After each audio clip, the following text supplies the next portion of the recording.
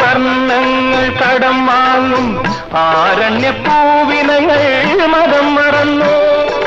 നിറവും മണവും മധുവും നിന്നിലെ നിത്യവസന്തം സന്നിധികളാക്കി